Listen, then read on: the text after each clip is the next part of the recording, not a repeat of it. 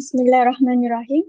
Assalamualaikum warahmatullahi wabarakatuh. Selamat sejahtera dan salam UiTM di hatiku. Saya Nur Anis Liana binti Abbas akan menjadi pengacara anda pada sesi petang ini. Yang dihormati Tuan Haji Azizi Hamizi bin Hashim dan Puan Nur Laila binti Muhammad Din selaku tetamu jemputan pada petang ini, Tuan Moderator Dr. Muhammad Azmi bin Yas Ahmad, para pensyarah yang dikasihi serta rakan-rakan mahasiswa semua. Kita buka majlis kita pada petang ini dengan bacaan Ummul Kitab Al-Fatihah.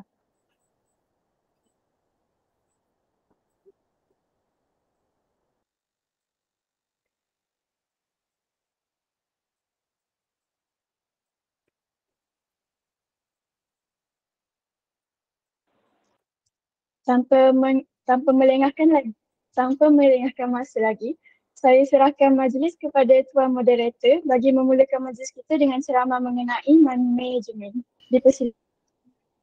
Okey, terima kasih Anis. Assalamualaikum warahmatullahi wabarakatuh. Selamat petang semua. Pertama sekali saya ucapkan jutaan terima kasih kepada jemputan kita pada hari ini, Tuan Haji Azizi dan juga Puan Nur Laila. Dan juga tidak dilupakan kepada kepimpinan pelajar daripada MPP, Persida dan juga Exco Persida dan ahli Persida. Dan orang kata apa yang terutama lah kita penasihat kita, Puan Syahidah, saya nampak ada masuk tadi, pensyarah-pensyarah, pelajar-pelajar sekalian. Okey, kita terus straight to the point. Point kita pada hari ini, tajuk pun money management, pengurusan kewangan. Okey, jadi dewasa ini ataupun terkini, kita semua faham, tahu dan mengalami keadaan di mana harga barangan dah semakin naik, terutamanya barang makanan dan sebagainya. Saban hari makin naik. Income yang kita dapat ataupun pendapatan yang kita dapat daripada sumber-sumber seperti PTPTN, beasiswa, zakat, ibu bapa dan sebagainya, nampaknya seperti tidak boleh menampung kehidupan kita di college, kehidupan kita di UiTM dan sebagainya. Jadi kita akan buat 2 round lah satu round dan juga 2 round, dan juga di tengah-tengah antara round tu akan ada soalan daripada pelajar. Oleh itu pelajar-pelajar sekalian, saya serulah jangan malu, jangan segan, kita dalam proses pembelajaran bertanyalah ataupun boleh nyatakan pendapat. Sebab apa? Komunikasi haruslah kita latih lah. Maknanya bila kita bercakap, beranikan diri untuk bercakap, bertanya soalan, beri pendapat, ia juga akan menambahkan nilai tambah kita lah sebagai seorang bakal profesional Muslim accountant ni nanti. Okey, jadi untuk Haji Azizi apakah tips-tips yang boleh kita buat ataupun boleh kita laksanakan untuk kalau bahasa Inggerisnya coping with the current problem? Silakan Azizi. Okey, boleh dengar ke? Bismillahirrahmanirrahim. Jelas ke? Dengar jelas, dengar. Bismillahirrahmanirrahim. Alhamdulillahirabbil alamin wassalamu ala asyrafil anbiya wal mursalin wa ala alihi washabbihi ajmain. Allahumma shalli ala sayyidina Muhammad wa ala ali sayyidina Muhammad. Terima kasih kepada yang pertama sekali kepada pengerusi majlis lah Anis Iliana dan sahabat saya Dr. Azmi selaku KPP, Madam Laila, ahli-ahli jawatankuasa tertinggi Persida dan juga ahli-ahli Persida, dan juga pelajar-pelajar perakanan UiTM Cawangan Pahang lah. Ke ada student luar tak ada account je kan? Okey, account saja Okey, sebagaimana disebut oleh pengurusi tadi, ceramah, tapi again lah macam dulu saya rasa lebih kita bukan ceramah lah lebih pada saya lebih kepada kita kata sembang santai lah sembang-sembang santai berkenaan dengan isu kewangan isu kewangan peribadi. Lagi satu, mungkin kalau orang kata ceramah ke apa benda ni, mungkin orang tu pakar dan sebagainya. Saya ni bukanlah pakar pun dalam bidang ni. Jadi kita ni sembang-sembang mungkin lebih kepada mungkin ada sedikit knowledge dan pengalaman lah pengalaman. Macam saya dah hidup 40 tahun lebih Daripada maknanya you all lebih kurang separuh lah, baru 20 tahun. Jadi pengalaman-pengalaman tu mungkin akan diselit-selitkan lah daripada apa yang kita sembang-sembang petang ni. Dan lagi satu yang saya tertarik tadi, Dr. Azmi ada cakap, sebenarnya kita program macam ni nampak macam lekeh ataupun very simple lah. Tapi one day bila you dah masuk ke alam sebenar pekerjaan dan sebagainya, benda macam ni membantu. Kan? Contohnya tadi mungkin kita akan gunakan sesi macam ni peluang kepada you all untuk bercakap tadi contoh. Mungkin nanti kita tengah-tengah ataupun sebelum hujung nanti kita sediakan sesi opinion dan juga bertanya soalan, gunakanlah peluang tu. So tak payahlah malu-malu, maknanya kita ni sembang-sembang je, kan. Jadi benda tu nanti boleh membantu dari segi communication, itulah kita kata soft skill apa semua tu. Kan, sebab graduan sekarang ni orang kata kalau you tak ada orang kata special ability ke ataupun value added apa ni yang you boleh bagi kepada majikan ke apa nanti, so macam mana dia orang nak terima kita sebagai pekerja kan. Contoh kalau macam terbaru ni boleh lah mungkin dia yang student Perak 2-3 hari lepas dapat top scorer second di dunia first in the world, first in Malaysia, second in the world atau third in the world kot. ACCA macam tu dah kira value added lah. So sebenarnya tu salah satu, bukan kita lama aku tak dapat lah, dia dah ada. Sebenarnya banyak lagi kita kata saluran-saluran lain ataupun cara-cara lain untuk value added. Inilah contoh dia. Bila kita ada sesi macam ni, bila kita ada peluang untuk bercakap, memberi pendapat, bertanya soalan, so benda ni sangat membantu dari segi macam kita kata tadi soft skill lah, dari segi dan komunikasi. Okey, berbalik kepada tadilah soalan Dr. Azmi tadi, tips-tips lah kita kata, tips-tips menghadapi situasi yang mencabar kini kan, dengan kenaikan kos dan sebagainya. So macam mana kita nak menghadapi. Dan lupa tadi, saya pun lupa nak acknowledge sahabat-sahabat seperjuangan lah, rakan-rakan pensyarah, Madam Syahidah selaku penasihat Presida dan juga rakan-rakan pensyarah yang lain. Dia orang ni lagi pakar agaknya daripada saya. Cuma petang ni saya ada beri peluang lah untuk berkongsi dan bersembang. Okay. So kalau kita kata tips tadi, kita kata banyak lah, dan benda ni mungkin some of you klise lah. Benda-benda yang klise yang dah biasa dengar, kita dah tahu dan sebagainya. Cuma kita kata kadang-kadang benda ni antara tahu dan juga sedar, ataupun kita kata ilmu lah lain. Sebab kadang-kadang setengah scholars ni dia kata knowledge dan juga especially ulama'-ulama' dalam disiplin ilmu Islam lah. Dia kata ilmu dengan pengetahuan ni berbeza. Bagi setengah ulama' dia kata ilmu ni bukan setakat kita tahu. Kalau tahu tu itu belum mencapai tahap ataupun level ilmu. Bagi ulama', setengah ulama', ilmu ni maksudnya kita tahu dan kita amalkan dan kita sedar apa yang kita buat lah. Itu maksudnya. Jadi petang ni harap-harap kita bertambah ilmu lah, termasuk lebih-lebih lagi saya lah, bukan you all, saya dan juga moga-moga kita semua bertambah ilmu. Okey, tips tadi kita kata macam mana nak menghadapi, banyaklah. Antaranya mungkin kita boleh tengok dari segi bajet lah, bajet. You all pun belajar bajet. So perkara yang boleh kita ambil pengajaran ataupun kita boleh amalkan adalah mungkin kita buat bajet lah, kita kata dalam untuk menghadapi situasi sekarang kan. Bajet ni ialah you all belajar bajet dalam math kan. Bukanlah sampai kita kata untuk for individual, tapi kalau boleh buat sampai level macam tu, buat very kita kata properly documented punya benda, itu baguslah. Tapi kalau saya mungkin, kalau ini pengalaman saya buat bajet juga, tapi tak adalah orang kata buat proper dokumen yang letak dalam file tertentu, tak ada. Cuma saya akan buat bajet dalam kepala lah, memang ingat lah kan? Dalam kepala dan berdasarkan weekly. Saya biasanya saya buat weekly bajet. Maksudnya contoh, 1 bulan kita ada 4 minggu. Kita dah tahu 4 minggu. So 1 minggu berapa kita nak spend. Kan? Saya rasa dalam kelas pun saya pernah cerita. Mungkin sebagai student kalau kita kata tengoklah 100 satu hari.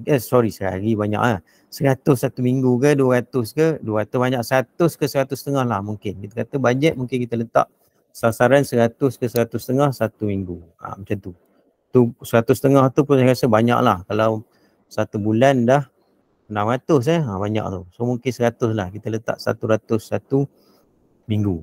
Jadi kita pun belanjalah apa benda yang kita boleh dalam range bajet yang kita dah tetapkan tu. So kalau dah kita letak 100, janganlah pula satu hari kita belasah RM20. Contoh. So kalau 20 dah tak cukup dah kat situ. 7 hari dah 140. Kan dah tak cukup. Jadi kita pandai-pandailah. Tapi tidak dinafikanlah macam Dr. Azmi kata tadi, sekarang ni barang dah agak mahal lah, naik, barang semua naik dan sebagainya. Cuma kita kata tadi, kita kena pandailah. Contohnya kita carilah tempat yang tak naik harga, kan, pergi makan dekat tempat yang tak naik harga. Contoh macam dekat, tapi kat luar lah. Kalau dekat kolej saya tak pasti. Kat kolej saya rasa ada rahmah, apa benda, menu rahmah. Tapi tak banyak pula kan. Saya difahamkan dia punya kuantiti yang disediakan tak banyak. Jadi tak dapat jugalah. Tapi back to Dr. Azmi pun ada kata sebelum ni time management pula kan. Tak banyak tu sebab kadang-kadang bangun lambat. Macam mana nak dapat kan. Jadi kita bangunlah cepat sikit. Untuk mungkin nak dapatkan harga yang murah tu, menu rahmah dan sebagainya. Kan, ataupun kata macam tadi yang saya cakap kat luar kan. Macam saya dengan Dr. Azmi, antara kedai favourite saya dekat Pematang. Kedai tu murah tu. Tapi orang jalan kaki lah, jauh sikit lah. Kedai tu murah. Kita orang makan selalu 2 orang ni, takkan habis RM20 punya. Tidak akan habis 20. Kalau 2 orang. Saya tak tahu, you all tahu tak kedai tu? Dekat, tahu ke? Apa nama kedai tu, Dr. Azmi? Tak ingatlah nama kedai. Zura. Kedai Zura belah kanan tu. Kalau kita keluar tu, di sebelum rambut belah kanan. Kedai tu memang murah. Dan portion banyak. Student ni sukalah. Betul lah. Saya dulu kalau student memang makan menggunung lah. Nasi tu menggunung. So boleh cover sampai malam. So elok. Kedai tu saya recommend untuk menjimatkan belanja. Buat ni murah. Okey, itu kita kata tadi yang pertama bajet lah. Boleh jadi formal ataupun informal, bergantung lah. Saya tadi, kalau saya lebih kepada informal lah. Kita ingat dan kita yang penting patuh pada bajet tu. Okey, seterusnya monitor. Bila kita dah buat bajet ni, monitor lah. Monitor ni dengan cara mungkin kita buat record, tulis. Tulis. Tapi again lah, kadang-kadang kita ni malas juga nak tulis. Malas betul lah nak tulis lah apa benda kan. Tapi kalau boleh tulis. Tapi kalau sekarang ni saya rasa dah sangat mudah sekarang ni. Sekarang ni sangat mudah kalau, especially kalau kita pakai internet banking. Kan? Kan sekarang ni cashless. Semua cashless. Semua tap. You all pun semua pakai kan? Pakai apa, Wave apa semua kan? Wave. Saya tengok, you all memang, saya baru ni saya tanya beberapa student, dia orang memang prefer pakai, tak pakai duit lah, cashless. Dia pakai ni je, Wave. So itu bagus lah. Bila Wave ni, tak payah record dah sebab semua ada dalam sistem kan. Buka je kalau contoh Maybank to you tu, semua dah ada record kat situ. So boleh monitor kat situ lah. Kan, kita mungkin malas tulis, jadi kita monitor lah dalam kita punya apps ke apa dan sebagainya. Berapa minit dah ni? Saya rasa bajet dah 15 minit je kan? Okey, tak apa. Kalau banyak member terlebih masa. Kesian Madam Laila. Okey. So itu yang kedua, maknanya tulis ataupun kita kata monitor lah, monitor bajet. So kalau terlebih, kurangkan. Okey, lepas tu apa lagi kita boleh buat untuk menghadapi situasi-situasi mencabar sekarang? Kita saving lah, kita buat saving ataupun menabung. Again, klise lah benda ni, menabung lah apa semua. Tapi iyalah, itulah cara dia. Dan menabung ataupun saving ni, dia punya orang kata basic prinsip ni saya pun dulu tak tahu kan. Saya ingatkan menabung ni, kita belasah dulu duit yang ada lebih, kita tabung lah. Itu sebenarnya prinsip yang tak berapa kenalah dalam menabung. Sebenarnya kalau prinsip asas dalam menabung ni, kita curi dulu. Kita tarik dulu duit tu. Contoh kita ada 1,000, so kita tarik dulu mungkin 10%, 100 tarik dulu. Lepas tu baru kita belanja lebihan dia macam tu. Barulah. Betul. Kalau nak tunggu lebih, memang tak lebih sokmah lah. Orang kata, orang ni kata tak lebih sokmah. Habis je memanjang. dapat gaji, contoh macam kita orang ni yang apa ni pensyarah yang bekerja dan makan gaji ni, memang gaji setiap bulan akan habis lah. Kan. So cara dia tarik dulu. So hari gaji tu tarik dulu ataupun transfer dulu ke tempat lain. You all pula kalau mak ayah bagi Fama kan, beasiswa Fama, father and mother. So mungkin tak tahulah kalau orang kata ada 2 akaun, tarik 2 akaun lain transfer, ataupun kalau cash tu buatlah satu tabung ke dalam bilik. Tapi sekarang kena curi pula ya zaman sekarang. Tapi pandai-pandai lah macam mana nak menabung. Yang paling penting basic dia tadi. So kita tarik dulu untuk kita buat saving ya. Okey, seterusnya elakkan berhutang lah. Elakkan berhutang ini pun ya. Tapi itulah tadi, maknanya kalau tak cukup duit kadang-kadang berhutang kan. Belanja RM20 sehari tadi kita kira 140, 40 tak cukup lah. So kena berhutang. Kan. Tapi elakkanlah bagi benda yang tak perlu. Kalau untuk makan tu mungkin lah kalau kita kata tak cukup sebab makan, so mungkin boleh. Tapi seboleh-bolehnya janganlah. Macam ini pengalaman lah. Saya dulu memang saya tak pernah. Masa saya belajar dulu tidak pernah. Saya ingat saya lah. Saya tak pernah kot. Memang saya tak pernah sekali-kali pinjam duit kawan. Tak pernah. Memang saya menahan diri untuk meminjam duit kawan-kawan. Bukan saya kawan-kawan, ahli keluarga pun sampai sekarang. Itu prinsip hidup saya lah. Tak tahulah kan. Saya kalau sampai sekarang memang saya takkan pinjam dengan kawan-kawan ke, hatta dengan kalau boleh dengan pasangan kita. Lagilah jangan pinjam. So saya takkan pinjam.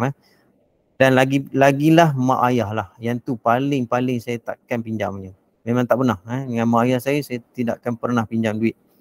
Sebab orang tua ni mudah je. Orang tua ni dia sayangkan kita kan. Mak ayah kita terlalu sayangkan kita. Bila kita pinjam duit dia, apa maksud dia? Maksudnya kita ada masalah. Itu kita menghantar mesej kepada mak ayah kita ni ada masalah. Jadi bila kita hantar mesej tu, apa berlaku? Dia susah hati lah. Mak ayah kita akan susah hati. Kan? Jadi janganlah, kalau boleh elakkan diri ataupun tahanlah diri untuk buat macam tu. Kalau dah buat tu, cuba-cubalah belajar untuk tak buat pada masa akan datang. Okey, itu kita kata hutang lah. Nak cerita hutang ni memang panjang lah kan. You all mungkin belajar tak lagi. Tapi tak tahulah kok ada ke saudara ni yang jenis main sekarang ni kan, kecoh judi online. Bukan kayak sekarang, dah lama dah judi online ni. Ini antara punca-punca bahananya orang berhutang sekarang lah. Kalau kita tengok isu-isu dalam media sosial sekarang, banyak kes perceraian, banyak kes masalah rumah tangga, tak cukup duit dan sebagainya, antara punca judi online lah. Saya duk baca juga kan beberapa kisah baru-baru ni. Sebab suaminya kaki judi online. Gaji 5 angka. 5 angka ni banyak lah. Kan 5 angka berbelas ribu lah. Tapi masih tak cukup duit. Sebab apa? Judi online. Dan jangan terperangkap juga. Sekarang ni kita kata game pun sebenarnya boleh ditarikh sebagai judi online juga ya, kalau tak silap gaya. Maksudnya kita main game tapi dengan cara kita kena top up sejumlah duit dan kita kena beat apa benda dia punya game tu. So kalau kalah kita kena top up lagi. Itu sebenarnya judi online juga. Itu dianggap bukan judi online, itu dianggap judi. Kalau dalam takrif agama ni itu judi. Maknanya walaupun dia bersifat kita ada orang kata lawan lah. Maksudnya bersukan lah, kalau kita kata itu ada unsur-unsur sport kan, bersukan. Tapi tak boleh. Bila ada unsur-unsur penyertaan yuran ke apa benda kena bayar, dan kalau kalah apa benda kita rugi, itu dianggap sebagai judi lah. So hati-hati, you all mungkin ada terperangkap atau terlibat benda-benda macam tu, so elakkan. Sebab judi ni memang susah lah. Saya dah kenal ada orang, kawan-kawan juga yang terjebak ni, memang sukar untuk kembali. Bila sekali dah terjebak dalam judi online ni, memang payah sangatlah nak kembali. Ada yang sampai kena buru lah sebab dia hutang beratus-ratus ribu, hutang dengan alung, orang cari. Ada yang sampai tahap, tapi saya tak sebutlah mana-mana, yang pasti bukan UiTM, terpaksa menyalahgunakan ataupun mencurilah wang organisasi. Sebab macam tu lah, sebab dia terlibat dengan judi online.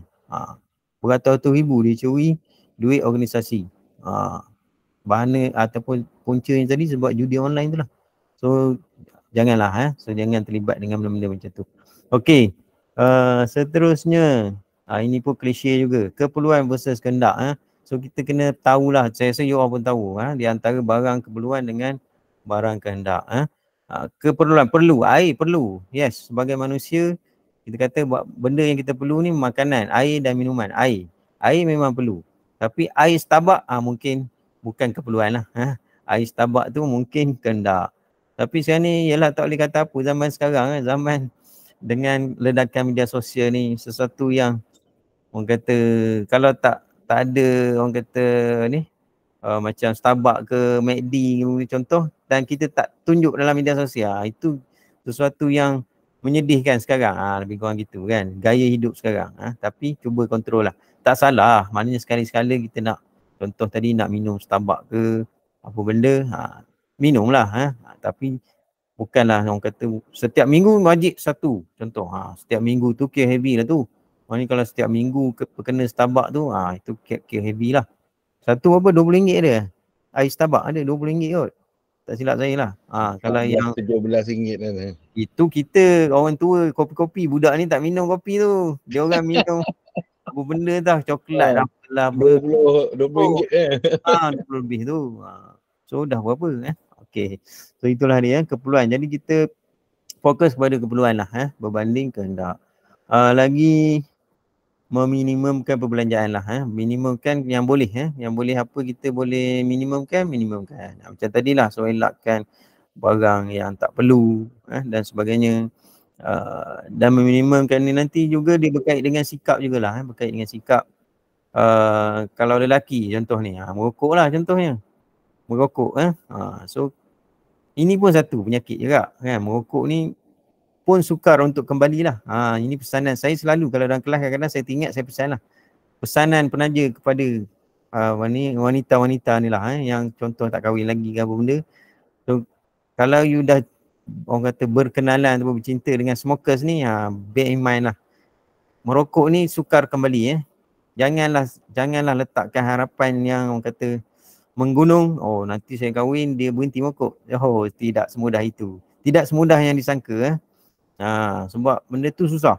Merokok ni memang susah. Saya dah kenal sama juga. Saya dah kenal ramai orang, saudara mara dan apa semua. So nak berhenti ni memang sangat sukar lah. So dan benda tu pula akan menjadi portion yang sangat besar dalam yang besar dan signifikan dalam perbelanjaan rumah tangga nanti. Kalau you all kahwin nantilah. Rokok ni besar. Kalau satu kotak satu hari, dua kotak satu hari, berapa? 2 kotak. Sekarang kata cap ayam sikit lah, RM10 lah. RM10 satu kotak. Tak ada saya rasa. RM12 juga. Kecuali yang betul-betul cap ayam tu adalah bawah 10. Tapi kita ambil 10. So kedua kotak dah 20. Satu hari, 30 hari, 600 tu. Banyak tu. 600 is a quite significant number. Kalau gaji 3,000 berapa persen tu? 600 bagi 3,000 berapa?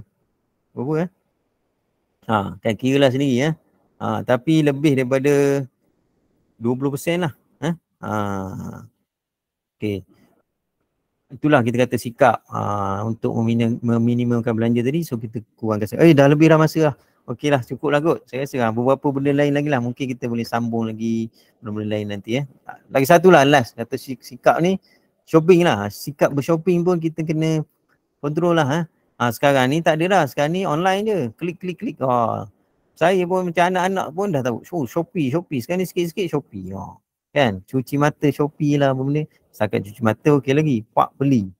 Pantang nampak beli. Tu pun kena kontrol lah. Itu kita kata sikap lah. Okey. Itu sajalah saya rasa untuk round ni daripada saya. Saya serahkan balik kepada tuan moderator kita Dr. Azmi lah. Okey, terima kasih banyak Cik Azizi. So, siswa-siswi semua, ayat yang digunakan klise, klise. Benda-benda klise yang kita sebenarnya dah tahu, tetapi begitu susah untuk kita laksanakan disebabkan oleh kadang-kadang kita tak fokus pada perkara tersebut. Sebab tu ada disebut oleh Haji tadi, kita sepatutnya catat dan tulis. So apabila kita tulis, kita akan tengok perbelanjaan kita dan kita akan terkejut. Benda-benda kecil tu kalau bilangan dia banyak sebenarnya, dan Apabila benda yang banyak tu sebenarnya ada benda yang boleh kita kurangkan. Okey, seperti mana tips yang dia bagi tadi, dia kata simpan dahulu, belanja kemudian. Ya, betul. Kalau kita belanja dulu, simpan kemudian, ia seperti bulan jatuh ke riba lah, memang susah lah. Dia akan habis. Sebab apa? Duit ada, kita nak belanja. Jadi satu nasihat yang baik bagi saya adalah perihal pinjam meminjam ni. Ya, kita boleh meminjam sebenarnya sebab nak beli rumah pun kita pinjam duit, nak beli kereta kita pinjam, ada yang nak kahwin pun pinjam yang sepatutnya tak digalakkan lah. Tetapi di peringkat anda semua sebagai seorang pelajar, tahanlah diri daripada meminjam. Sebab apa? Meminjam ni dia akan, kalau you all pernah dengar lah lagu Saleh Yaakob kan, tutup lubang buka lubang kan, lagu tu adalah lagu nasihat yang bagus tu. Maksudnya bila kita dah mula berhutang, kita akan berhutang lagi untuk bayar hutang. Itu dia. Satu lagi, merokok adalah satu portion yang besar dalam pembelanjaan keluarga, yang mana kalaulah kiraannya 600 tu boleh bayar loan kereta tu sebenarnya. Jadi daripada kita bakar duit, sebaiknya kita beli kereta. Okeylah, kita teruskan dengan Puan Nur Laila. Okey, Haji Azizi dah bagi tips. So macam mana dengan Puan Nur Laila dari segi pengalaman dan sebagainya? Bagaimana sebenarnya Puan Nur Laila ni berjimat? Apa kaedah dia? Apa cara dia? Apa yang dilakukan sewaktu belajar dahulu? Boleh share sikit tak pengalaman? Silakan Puan Laila. Terima kasih Musim Aziz, sahabat yang saya hormati, panel, Haji Azizi, sahabat-sahabat sekalian, para pensyarah perakaunan dan yang dikasihi pelajar-pelajar UiTM Pahang, terutama kursus perakaunan. Kita semua orang akaun kat sini kan. Waktu ada Dr. Azmi dia minta saya bagi talk ni, dia kata santai saja. Kita je secara spontan je. Saya nak spontan berkenaan keuangan ni, sebab kata Dr. Azmi kita dia minta kita share. Saya nak kata saya bukanlah yang terbaik lah, tapi saya kalau spontan saya debit kredit lah. Debit kredit boleh tanya saya insyaAllah ya. Sebab sejak tahun 96 saya mengajar debit dan kredit ya. Okey, tak apa, thank you ya berkenaan dengan soalan. Okey, pertama saya nak ucap terima kasih dan tahniah kepada pihak penganjur, terutama Dr. Azmi kita, kerana saya rasa sesi ini walaupun nampak santai, walaupun nampak kenapa kacau masa cuti kan, tetapi sama-sama dia ada pentingnya. Kerana ini adalah pengalaman saya sendiri. Ya, waktu saya belajar dulu, saya dapat tajaan MARA dan alhamdulillah bajetnya agak scholarship yang saya dapat tu agak besar portion dia. Jika saya pergi untuk pergi ke pengajian di luar negara jadi kami punya scholarship tu agak tinggi lah, agak besar. Tetapi kami tidak pernah diekspos bagaimana kami patut gunakan keuangan kami. Tetapi ditakdirkan pula yang Dr. Azmi kata, kita share pengalaman kita. Saya pula dari keluarga yang agak boleh dikategorikan keluarga miskin lah. Keluarga miskin kalau kita nak cerita macam mana kita membesar kan, macam mana ibu kita struggle lah nak meet the end needs, nak pastikan anak-anak makan tu. Jadi apabila kami dapat beasiswa ataupun saya dapat beasiswa tu, yang satu yang paling saya notice ialah saya gain weight. Dulu saya kurus, rupanya saya tak cukup. Ialah bila kita tidak ada keuangan kadang-kadang itu juga satu nasib yang baik kerana kita dapat maintain size kita. Bila kita dah cukup duit, kita membesar dengan jayanya seperti sekarang. So cuma yang saya, itulah saya katakan, tahniah saya suka sangat sesi ni kepada pelajar-pelajar dan saya harap pelajar-pelajar, tak mahu pelajar saya ke pelajar siapa-siapa lah yang berada di sini kita panggil utilize lah peluang yang ada supaya ini adalah untuk kita share knowledge untuk kita hadapi. Yang kami tak boleh nak kata saya adalah paling bagus bajet saya tak bagus sangat sebab saya rasa saya alami daripada tak ada duit daripada keluarga yang miskin. Allah bagi saya kekuatan, Allah bagi saya rezeki, Allah bagi saya kerja yang agak bagus. Daripada situ saya juga melalui peristiwa di mana saya juga melakukan kesilapan dalam keuangan. Dekat situ saya hampir-hampir nuflis. Saya juga pernah hampir-hampir nusli. Tapi seperti Haji Azizi dia kata, satu dia punya prinsip itu dia tak akan pinjam. So alhamdulillah kami mungkin sama. Ya, kita usaha struggle, kita tak akan pinjam, kita tak akan buat pinjaman. Ya, sebab apa, pinjaman yang kita boleh elakkan, kita elakkan. Saya kat situlah saya rasa alhamdulillah saya boleh stand lagi lah, saya boleh stand. Tapi sekali kita rasa atau kita tanggung kesukahan sebab atas kesilapan kita, tapi it's a good experience, it's a good knowledge. Dan most of the time saya tak malu, saya explain dengan pelajar saya, jangan berhutang sebab saya dah tanggung. Saya dah tanggung sakit. Dan kita macam topik pelajar saya sekarang, kita bincang pasal debenture. Debenture is a long term loan. Dan saya minta pelajar-pelajar tengok macam mana keadaan loan tu, bagaimana asalnya, berapa duit kita dapat, berapa yang tinggal, sehingga beberapa tahun hutang tu bukannya, walaupun kita bayar, hutang tu bukan berkurang tapi bertambah. Itu yang bahaya sebenarnya menggunakan teknik pinjaman. Dan sebagai kaki tangan kerajaan, kami sentiasa dialu-alukan oleh pihak bank. Dialu-alukan oleh pihak bank untuk membuat pinjaman sehingga dipujuk bermacam cara dengan mudahnya. Saya ingat dulu abang saya menghadapi masalah kewangan, so dia adalah private, dia buat pekerja persendirian. So bila dia nak pinjam loan tu, bank tendang dia mata-kata. Kesian abang saya, ya. Dan bila saya dengar cerita abang saya bercerita dengan saya mengadu, dia nak buat, tapi bank ni suruh ni macam-macam. Tak dapat, berbulan-bulan dah abang saya try.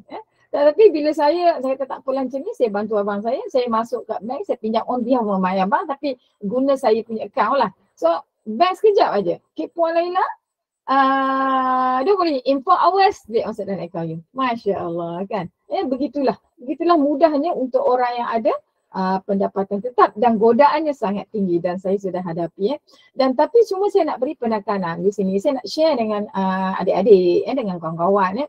Waktu bulan Ramadan baru ni, saya diminta oleh seorang sahabat untuk join satu organisasi, dan kami pergi ke rumah-rumah yang kategori masyarakat miskin di Jengker.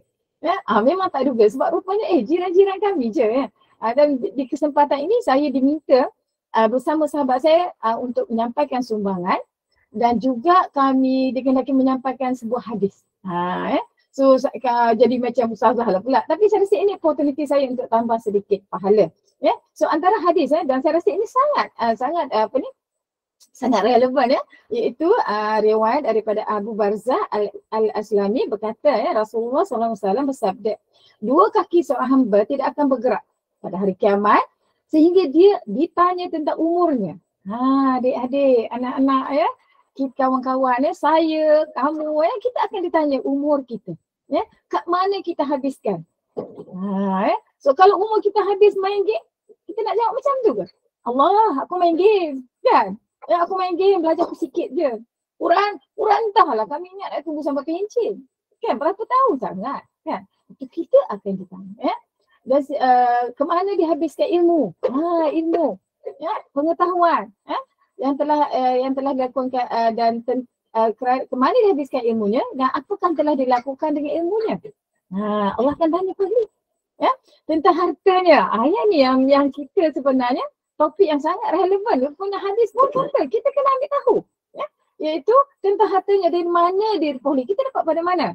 Kalau kata Tuan Haji Aziz tadi, hati-hati kita mungkin juga terjebak sebab permainan game online ni disebabkan ledakan penggunaan smartphone ni menyebabkan orang semua terdedah. Kadang-kadang budak baik, tapi ya Allah, dia tersangkut ataupun dia terpengaruh dengan permainan game. Dan kami sebagai para pensyarah ataupun pengajar, kita dah hadapi pelajar-pelajar yang terjebak dengan masalah game ni sejak berpuluh tahun lepas.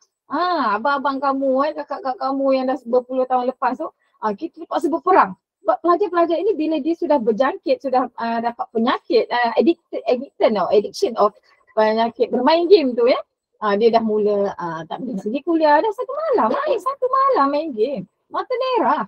Dia tak boleh nak fokus. Sekali datang kelas pun dia akan mata layu. Ini akan dipertanyakan, akan dipertanggungjawabkan. Dia peringatan untuk saya juga. Dan dia kata tentang hartanya di mana diperoleh dan di mana dibelanjakan. Okey, that's why kita kena buat bajet.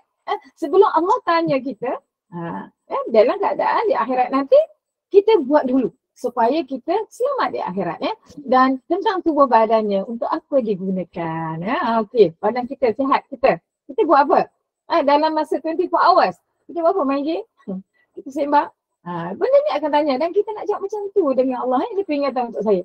So bila kita pergi dekat rumah-rumah tu kita bacakan dan kita berilah sedikit peringatan kita beri sedikit sumbangan saya ingat ada satu rumah yang saya pergi tu terbaring di ruang tamu anak dia nama Ashraf, anak dia berusia 32 tahun. Anak ini daripada dia dah sejak umur dia 18 dah 20 tahun dia tersadar dia terbaring sebab dia accident. Kita ada seorang sahabat ataupun rakan sekerja yang baru meninggal dan kita tak tahu nyawa kita bila Allah nak panggil dah apa caranya.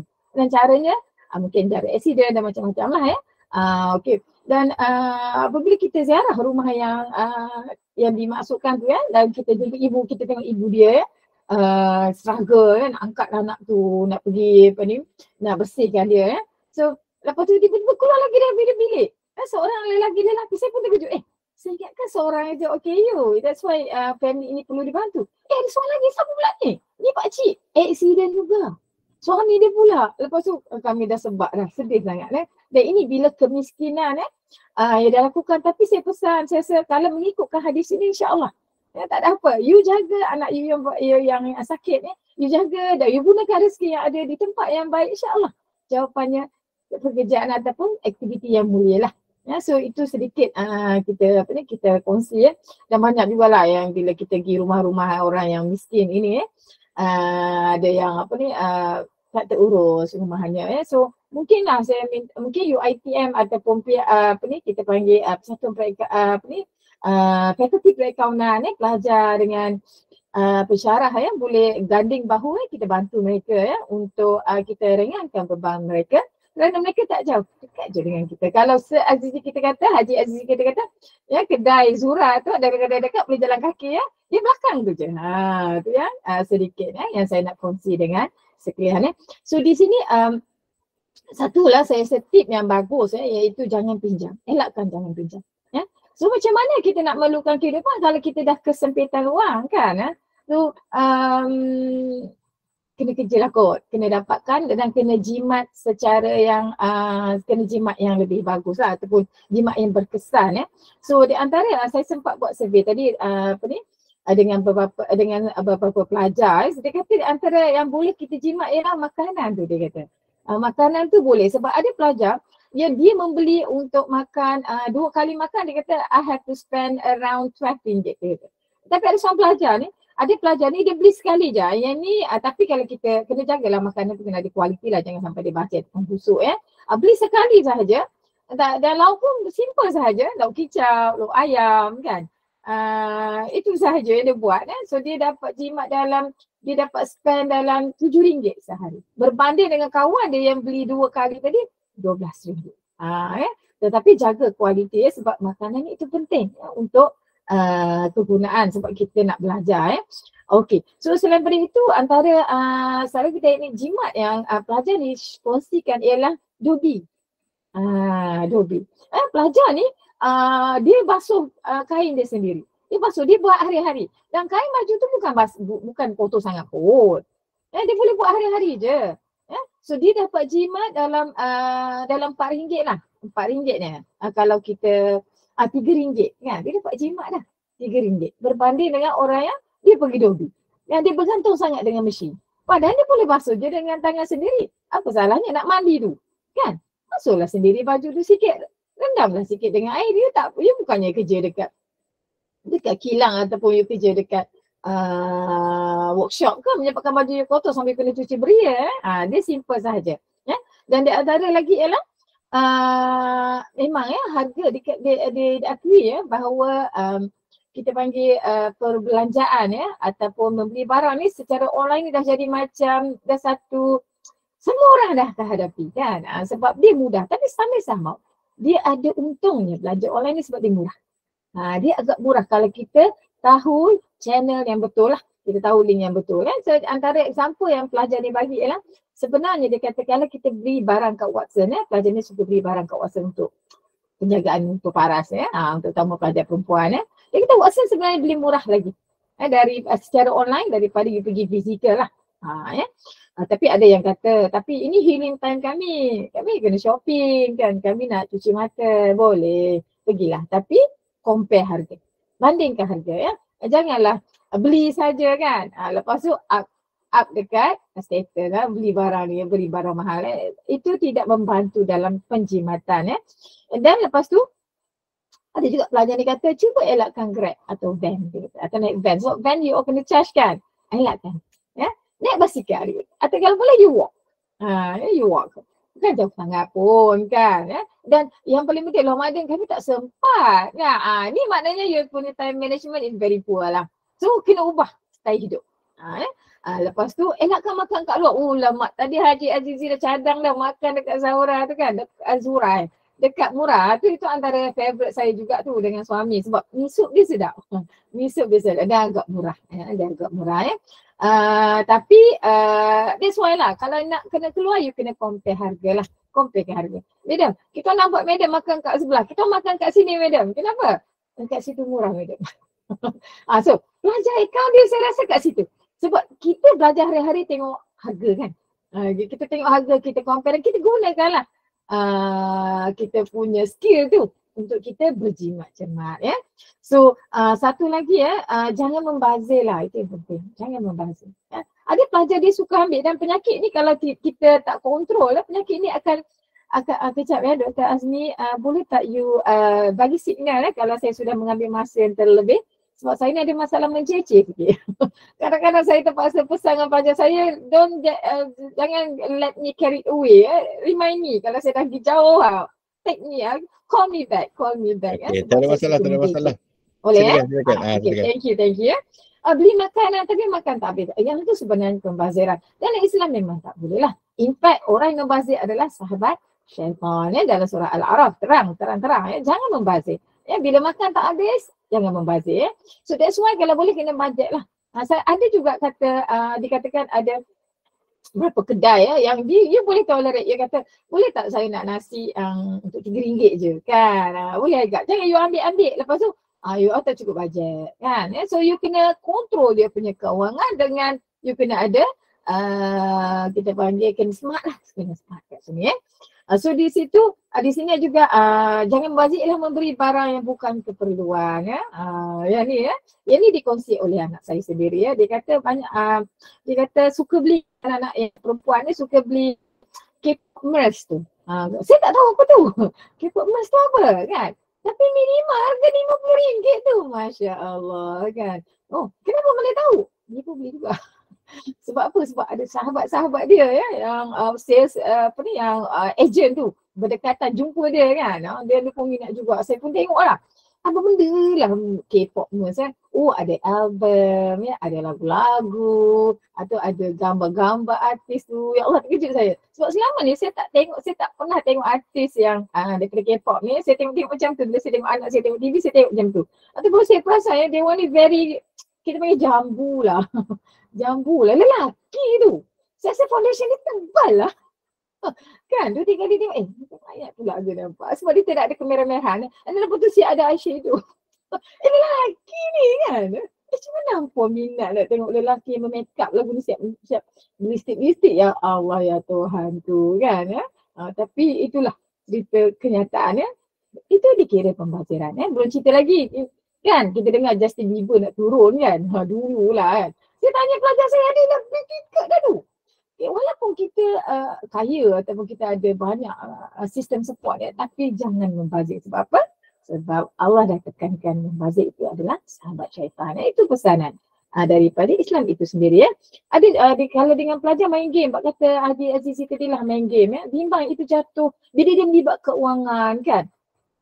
Ada duit kat dalam tu dengan addictionnya lagi Itu sebenarnya salah satu teknik judi. Dan judi ini diberat di sisi Allah, antara dosa besar. So selamatkan diri janganlah. Sebab dia fahamkan game ni dia bukan kos murah Dia beli sampai ratus Kata nak kena beli skin kan.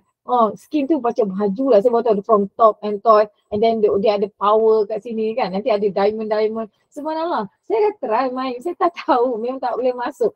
Dan saya terpaksa korek ni. Dapatkan pengalaman ni daripada anak saya, daripada pelajar-pelajar sekalian. Alhamdulillah gabungan muda dengan tua ni, insyaAllah kita nak yang terbaik.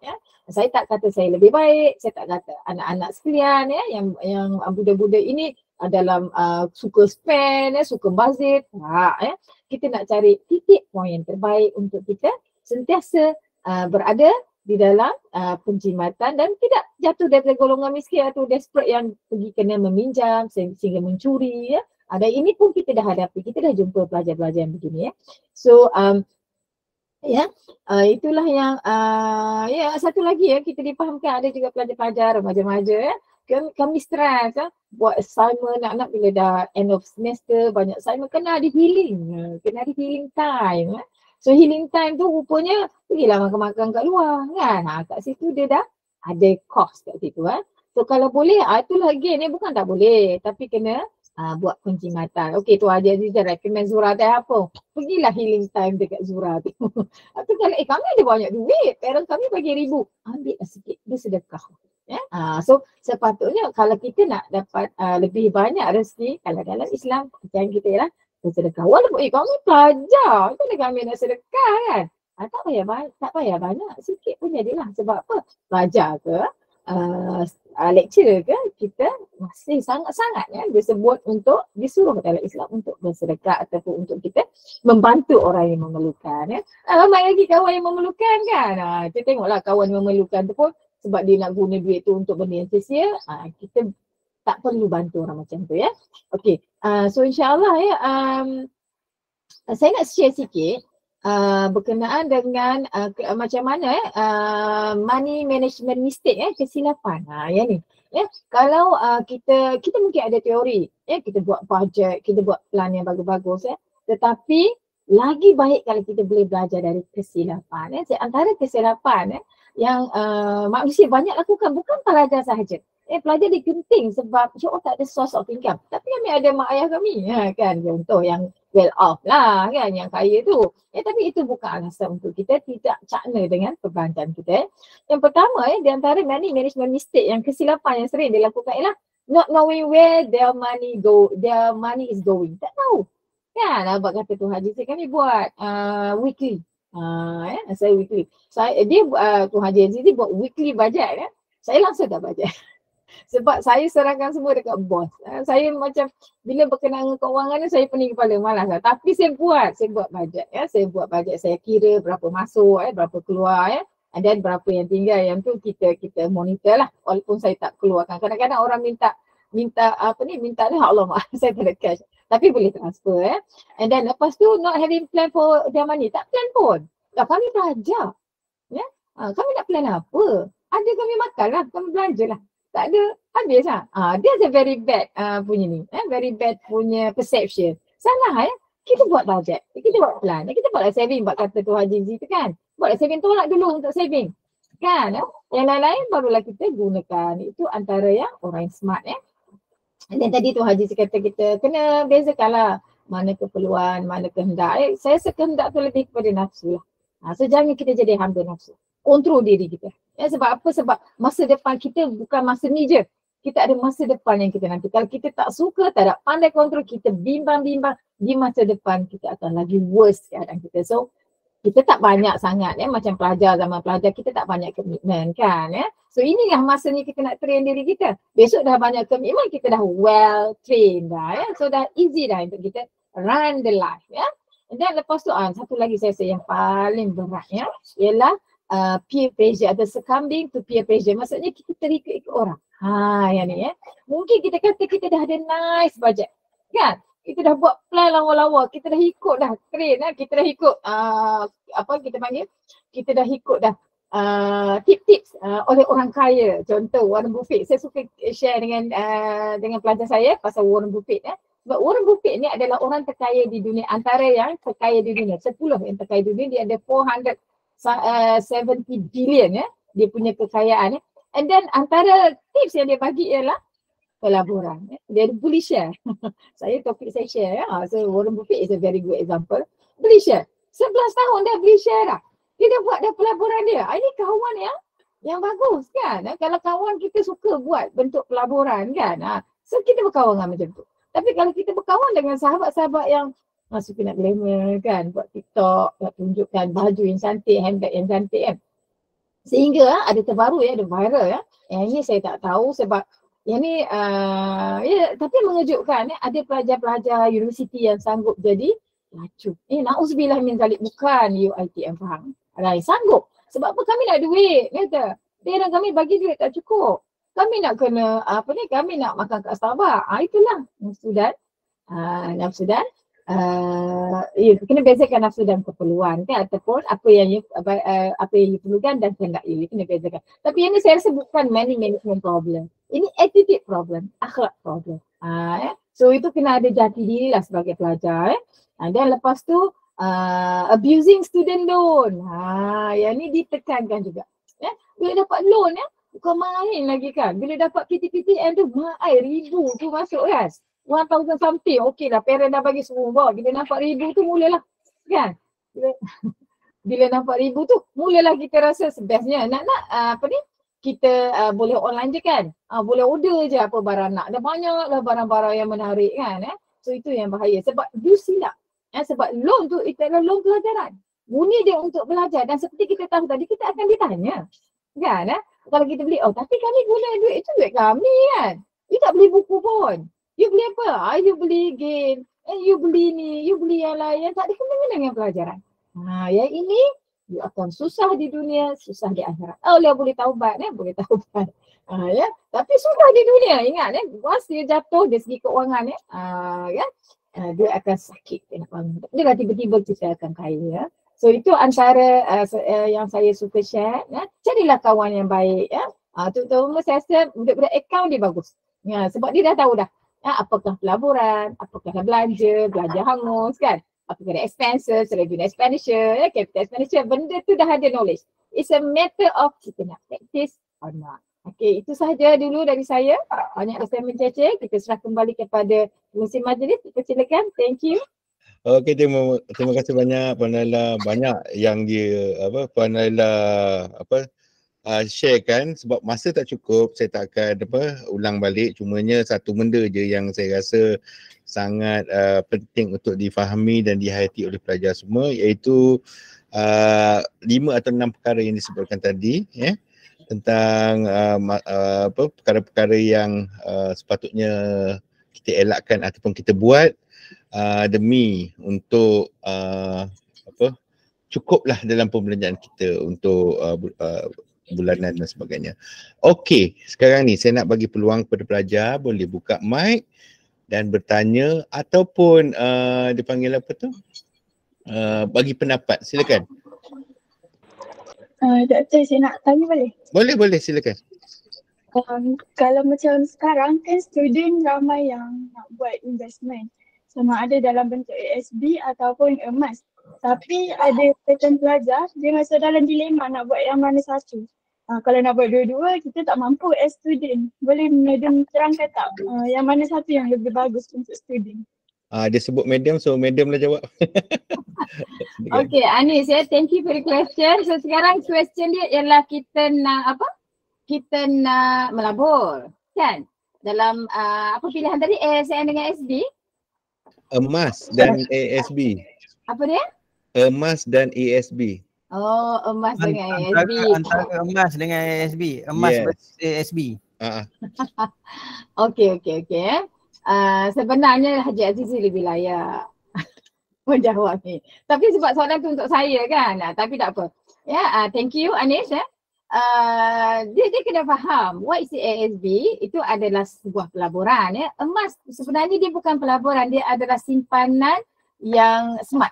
Dia simpanan smart sebab dia kalis inflasi. Itulah sebab saya selalu pesan dekat pelajar saya kalau boleh you dapat duit tu beli gold. Kalau you tak nak buat pelaburan, you tak tahu nak hantar kat mana kan you nak simpan sebab kalau bagi pelajar ataupun bagi sesiapa dia ada sahabat saya dia suka simpan cash. Simpan cash 100,000. 100,000 dia simpan cash. Tapi RM100,000 dalam bagi orang accounting RM100,000 simpan, money left idle, duit tu terbiar, sebenarnya you rugi. You tak gerakkan duit tu, you tak biarkan duit tu bergerak. So itu sebabnya kalau you nak macam purchasing power, you nak buat simpanan je, then you go for the gold lah. Pergi gold. Pergilah kat kedai tu, kita ada kedai murah kalau kat Jengkel tu, gold dia agak murah. Kedai keri saya bawa pergi, saya nak bawa anak saya, dia ada duit raya dia sikit, pergi sebab dia nak buat kedai simpanan. mana? Puan Laila kedai mana? Tak jelas tu. Kedai Syukri, dia panggil Kri, Gold Azri. Dia memang terkenal lah. So dia orang KL pun turun sebab dia orang tahu kat situ agak murah, agak reliable lah. Dia agak kedai lama lah. Kalau tahu Gold Coin, Zul Gold Coin, dia line tu. Dia ada emas yang hujung. Oh dia emas lah, emas perhiasan bukan emas. Dia barang kemas lah. Dia barang kemas. Dan barang kemas dia agak murah lah. Boleh beli ya. So jangan takut untuk beli gold. Sebab itu bukan perbelanjaan, itu pelaburan. Itu simpanan yang kalis inflasi. Dia kalis inflasi. You simpan sekarang kan. You boleh beli jumlah yang sama. Seperti yang diwar-warkan oleh saudara-saudara emas ya. Dia kata dulu zaman Rasulullah ya, beli harga seekor kambing adalah 1 dinar. Sekarang 1 dinar 1,400 harga seekor kambing. Apa maknanya tu? Dia tidak berbeza. Kan? Dia tidak ada inflation lah. Tapi kalau duit kita ada kan, macam you all dulu masa sekolah kan, RM1 boleh beli berapa biji karipap. Sekarang RM1 boleh beli berapa biji karipap. Dia dah berbeza dah kan. Zaman saya dulu, saya suka cerita yang ni. Ya, saya dulu, kami ya, tahun 78 ya, air cendol tu 15 sen. Cendol 15 sen sekarang tak dapat dah. It's not harga mahal. It's the purchasing power because of the inflation. Yang tu. Jadi kalau kita nak kekalkan yang tu, simpanan yang paling cantik ialah simpanan gold. Simpanan tak kisahlah gold bar ke, gold coin ke, ataupun jewellery. Jewellery boleh pakai untuk yang perempuan kan. So itu adalah simpan yang paling smart, yang saya rasa paling stable. Dan saya selalu share dengan pelajar saya macam mana bila kerajaan Rusia jatuh kan. Kerajaan Rusia jatuh, keluarga Raja Rusia dibunuh ya. Dan seorang puteri diselamatkan, nama dia Puteri Anastasia ya. Dan puteri ini dia terpaksa keluar, dia duduk keluar oleh pembantu dia ke luar negara, katanya dia pergi ke UK ya. Tapi dia tak boleh bawa duit Rusia sebab duit Rusia jatuh masa tu. Duit Rusia jatuh, dia hanya bawa ialah gold and jewellery sahaja. Yang tu laku kat mana-mana pun ya. So itu antara bentuk saving. Tapi kalau you nak bentuk pelaburan supaya dia lebih berkembang, that's why you go pada ASB lah atau ASN lah.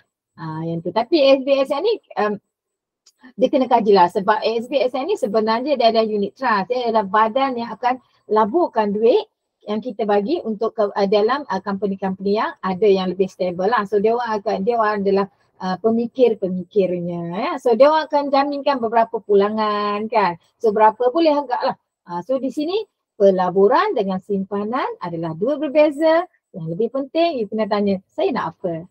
Itu jawapan sebenar yang saya boleh share sikit ya. So kita minta Haji Azizi komen sikit Azizi. Saya pun nak tahu juga ni sebenarnya.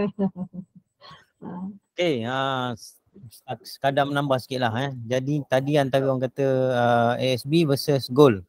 Nak jawapan tu dia bergantung pada matlamat kita lah pada saya adakah kita untuk short term ke long term. Kalau short term mungkin lebih sesuai ASB lah sebab bila kita save sekarang mungkin dah tempoh cukup 1 tahun kita akan dapat dividen. Orang kata stable income Tapi kalau dalam gold ni dia kalau short term dia tidak menguntungkan sangat lah sebab especially kalau emas yang emas hiasan ni, rantai apa semua kedai emas tu kan. Sebab harga beli dengan jual tak sama.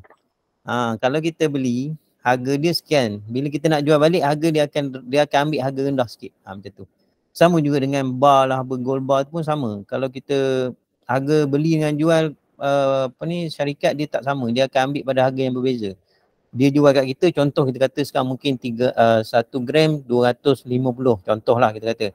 Tapi kalau esok lusa kalau kita nak jual balik benda yang sama, kita takkan dapat jual harga tu.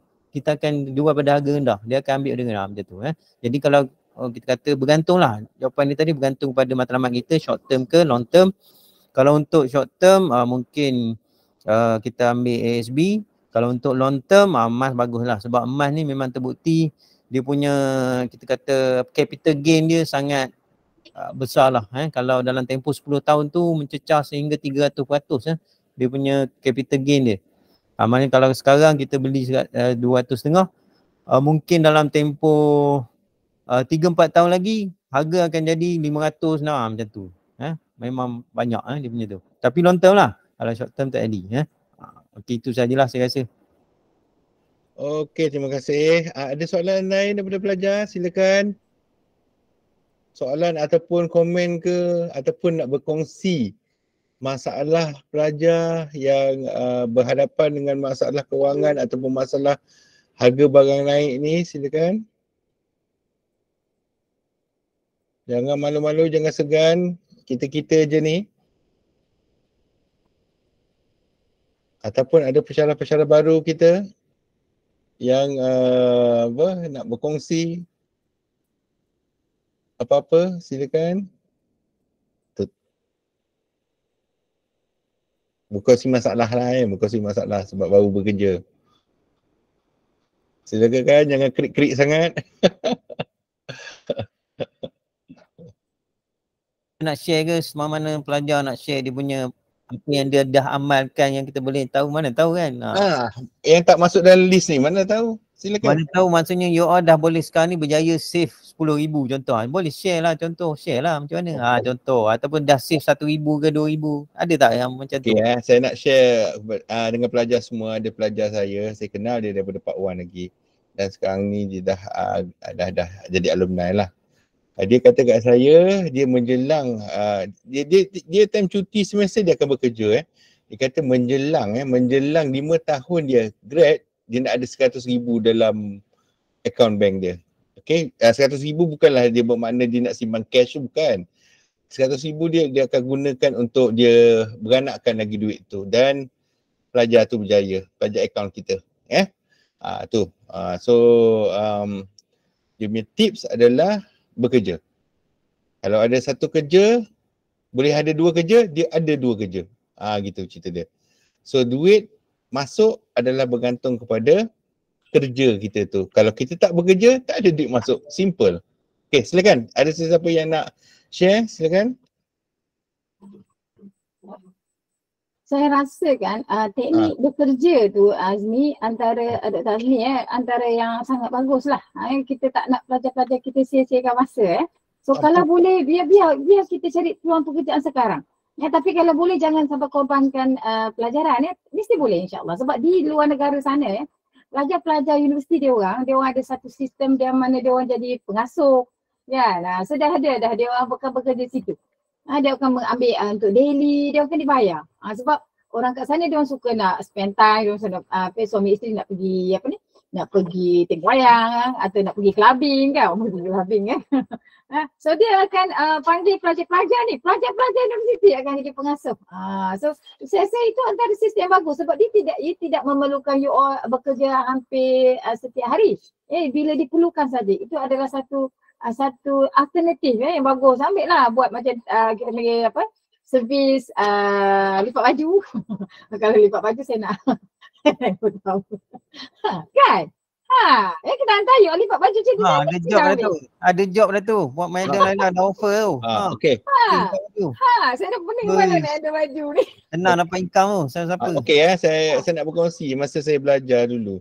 Saya ada 2 sesi pergi negara Australia lah masa degree dan juga masa PhD.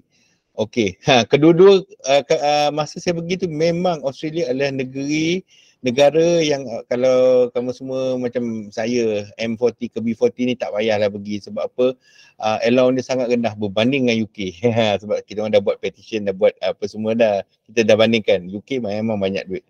Mungkin ramai orang-orang tertentu pergi ke UK mengakibatkan dia punya beasiswa tinggi. Jadinya nak survive kat sana, saya nak cerita masa PhD lah, walaupun saya ada gaji, walaupun saya ada beasiswa, still tak cukup sebab cost of living dekat Australia terlampau tinggi. Jadinya perkara-perkara kreatif yang yalah, bila susah kita jadi kreatif tau sebenarnya. So benda yang saya fikir apa benda aku nak buat nak increase income sebab saya tahu kalau tak saya buat, wife saya buat. Antaranya seperti yang Puan Laila cakap lah. Lipat baju, iron baju. letak dalam satu iklan surat khabar percuma dekat daerah Joondalup Kinross tu, letak berbakul-bakul dapat. Daripada situ saya berkenalan dengan ramai orang tempatan kat situ dan tu antara satunya, dan wife saya pula dia suka iron baju. So berbaloi lah, boleh hidup. Tu satu. Nombor dua, cari kerja-kerja. Macam cakap tadi, babysit, kemas rumah orang dan sebagainya. Dan untuk mengetahui semua, ini kawan saya, dia student UiTM juga, kawan saya. Dia buat account dekat bisnes-bisnes macam contoh kedai runcit dan sebagainya. Alah, account yang you all boleh buat. Nak buat balance sheet ataupun statement of financial position tu. Buat benda tu, income pun agak berbaloi. Saya nampak ada soalan ni. Puan Laili Sulaiman bertanya, saya nak tanya pendapat panel berkenaan pelaburan emas, contoh macam quantum metal. Silakan. Siapa yang orang kata ada ilmu tentang quantum metal, silakan. Kita serahkan Haji Azizi lah. Saya simpan pun biasa. Saya pun duk baca-baca sikit lah. Dari segi sekarang ni dia masih dalam pemerhatian lagi. Maksudnya belum ada yang latest, belum ada keluar kata haram, tak ada. Tapi setakat ni memang dari segi benda tu haruslah, masih harus. Cuma beberapa scholar dia tak berapa prefer lah pelaburan leverage emas ni. Leverage kan, dia sebenarnya sebahagian daripada leverage, dan saya pun tak berapa prefer sangat lah kalau quantum metal ni, sebab nak kata macam mana sebab dia boleh dikatakan too good to be true jugalah. Sebab return dia tu, sebab ada, saya pun dah lupa sebab lama saya kaji tu, dah lama dah. Sebab ada persoalan-persoalan yang saya tanya tu tak terungkai persoalan tu. Kalau untuk tak apa, nanti saya baca balik lah.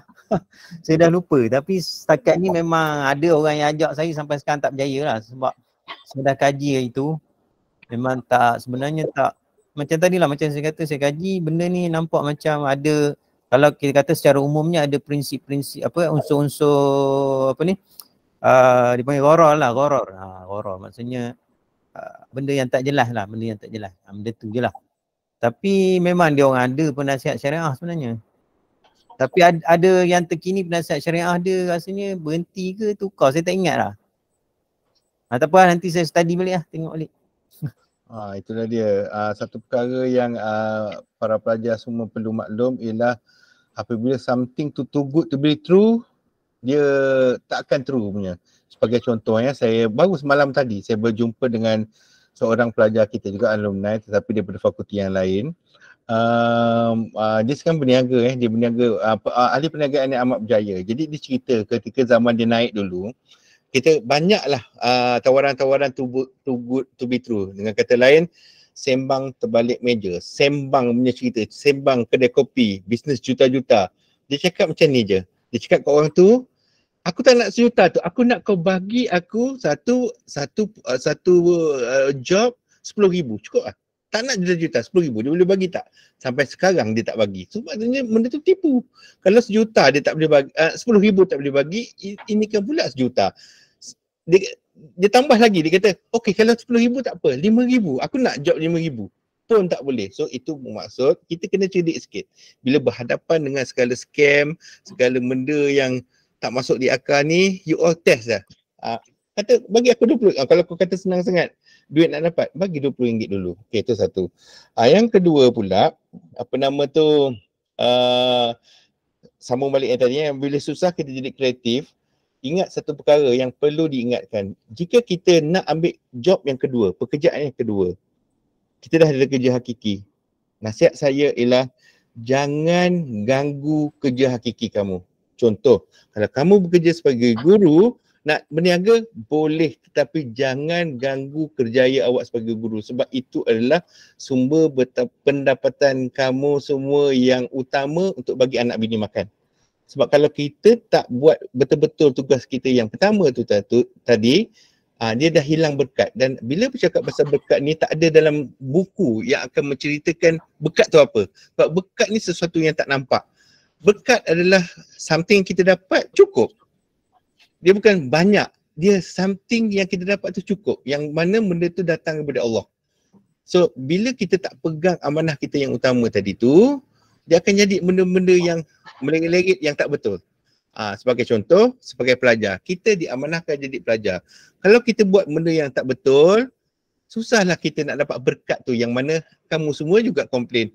Aku nampak orang tu study sikit je tapi score. Itu berkat lah tu sebenarnya, tuan-tuan dan puan-puan semua. Okey, silakan last kita nak tutup dalam suku 6.20. Kalau ada apa-apa daripada pensyarah-pensyarah perakaunan, kalau ada pelajar, silakan. Dan jangan malulah berkongsi dengan rakan-rakan yang lain ya, pelajar-pelajar semua. Jika anda ada tips, peluang, berkongsilah. Bernetwork tu penting. Yang tadi yang pelajar yang saya jumpa malam tadi, dia sebenarnya dia daripada UiTM Dungun lah, tapi saya kenal dia melalui dia adalah atlet memanah UiTM, jadi dia selalu datang jengka untuk berlatih. Dia cerita, dia kata masa dia senang, masa dia bekerja lah, makan gaji, kawan-kawan ramai. Bila dia jatuh, susah, kawan-kawan jatuh jauh je tak nampak. Tetapi bila dia senang balik, kawan-kawan yang jauh tu berada sangat-sangat dekat dengan kita. Tetapi ada kawan-kawan tertentu yang sentiasa bersama dia. Itulah network kita. So create network. Dia pun cakap lah kat saya. Dia kata, pesan dekat kawan-kawan, sebenarnya ada pelajar dengan saya, dia kata you all semua create brotherhood ataupun network ni seawal di universiti lah. Sebab apa, nanti later bila tiba masanya, kita tak tahu sejak atas sejak turun, dan kita kadang-kadang ada atas, kadang-kadang kita ada bawah. Network awak ni lah yang membantu kita. Paling tidak lah, kalau bukan bantu kewangan, paling tidak dari bantuan, doa dan juga keberadaan mereka ketika kita susah. Jadi janganlah orang kata apa, satu perkara lah yang saya selalu dengar, iaitu kenal tak budak kelas B? Tak kenal, kita orang tak tu. Itu sesuatu yang malang bagi saya. Bila kita tak kenal batch kita sendiri, cubalah, usahalah untuk berkenalan dengan rakan-rakan, bukan sekadar satu part, satu kelas, satu kursus kalau boleh. Tapi kalau lagi boleh, satu UiTM kalau kenal, itu menjadikan satu advantage sebenarnya kepada pelajar-pelajar sekalian semua. Sebab bila tiba masa nanti, mungkin kita perlukan network ni untuk bergerak. Network ni penting dalam suasana sekarang ni, sebab yalah, kalau kita tengoklah sejarah Nabi dan sebagainya, dia ada network daripada segala-gala kepakaran. Dari segi berniaganya, peperangannya, dari segi jual belinya, dari segi kepakaran persenjataan, makanan, semua ada. Kalau you all baca buku sirah Nabi Muhammad yang besar tu, siapa menulisnya saya lupa, ada dalam office saya. Kalau kita tengok situ, Rasulullah dia ada network, dia ada sahabat tu, sahabat Nabi yang mempunyai pelbagai kepakaran. Kita tak boleh reducekan network kita hanya sekadar pada kawan-kawan kita yang minat make up, kawan-kawan kita yang minat K-pop, kawan-kawan kita yang minat game, PUBG dan sebagainya. Dia sebenarnya kalau nak main game tu boleh jadi pakar betul-betul lah, yang wakil negara yang menang 1 juta, 2 juta tu. Tetapi kalau sekadar kita main untuk saja buang masa, tak ada apa, baiklah kita fokus kepada apa yang dipertanggungjawabkan kepada kita. Seperti orang kata motto FPL. Dia ada EPL, English Premier League, tapi ni FPL. Fokus apabila kita fokus, maksudnya kita tumpu apa yang patut kita buat. Passionate kita bersungguh-sungguh. Sebab apa? Apabila kita passionate, tenaga tu akan datang. Maksudnya saya lemah lah apa semua sebab kita tak passionate enough.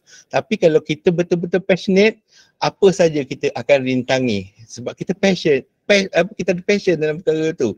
Dan of course last kali kita serah pada Allah Ta'ala, sebab tanpa doa, tanpa kita serah pada dia, tak ke mana kita. Okay, jadi saya nak serahkan sebab masa dah habis kepada Anis. Mungkin Anis ada pesanan sebab saya tengok kat situ ada attendance pelajar ya. Itu attendance kehadiran. Silakan saya serah kepada Anis, dan kepada semua saya bagi pihak Haji Azizi dan juga Puan Nolaila, kami memohon maaf kalau ada apa-apa yang terkasar, tersalah dan sebagainya. Jika ada apa bantuan, silalah datang berjumpa dengan kami. Jika anda ada masalah nak beli alat tulis ke apa semua, tak payah. Dekat depan bilik koordinator kita ada satu troli yang mana kat situ ada pen, ada kertas, ada stapler. Boleh ambil, semua pelajar boleh ambil jika memerlukanlah ya.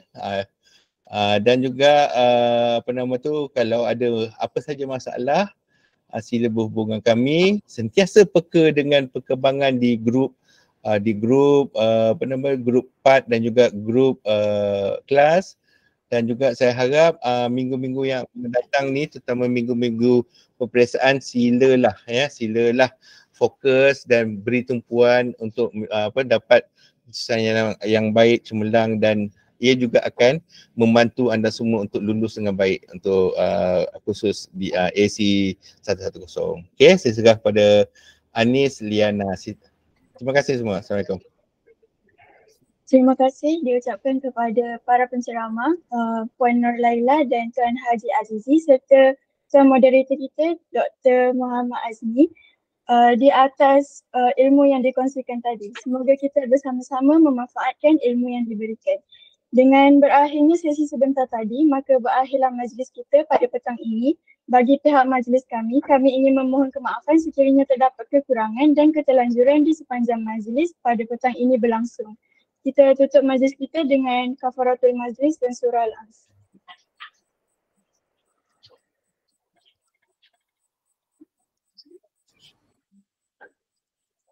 Para pelajar diminta untuk mengisi link kehadiran yang disediakan di ruangan komen. Sekian, terima kasih. Tak ada bergambar ke? Kita bergambar sekejap boleh? Boleh. Siapa tu buka kamera. Okey, buka kamera dan kita akan snap. Dan minta Anis dan Esko AJK tolong snapkan sekali. Sebab takut saya sendiri tak dapat. Oh, tak ada siapa buka kamera lagi ni? Sila buka kamera. Saya nampak Intan Sapura tak buka. Puan Shima. Puan Shima ada tu. Ikut duduk kat rumah kot. Sofia. Okay. Dah okey ke Anis? Anis dah ready, boleh cakap 1, 2, 3 ke apa ke? Okay. 1, 2, 3. Alright. Okay, nanti share dengan saya gambar tu. Okay, itu saja. Terima kasih. Assalamualaikum. Okay, terima kasih. Terima kasih semua. Bye-bye. Assalamualaikum. Bye.